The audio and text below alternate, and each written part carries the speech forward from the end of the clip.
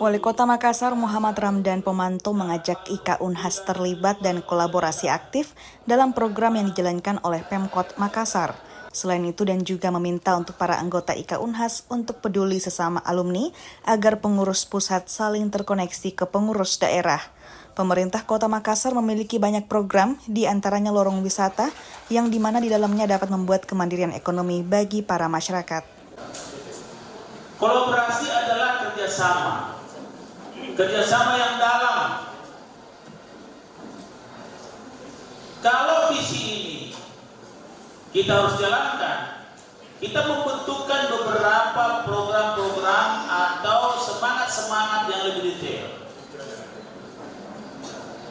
Pengurus wilayah Sulawesi Selatan merasa perlu membuat sebuah tagline yang tegak lurus dengan tagline kolaborasi tadi. Maka lahirlah tagline inisiatif. Kalau kolaborasi sudah terjalin, maka untuk mengisi konten kolaborasi ini dibutuhkan inisiasi. Ternyata sampai inisiasi pun tidak selesai sampai di situ.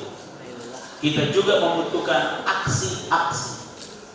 Nah, maka sebagai jembatan antara pengurus pusat atau PP dan pengurus daerah, maka inisiatif ini menjadi bagian daripada menyambung antara kolaborasi dan aksi yang kita harapkan.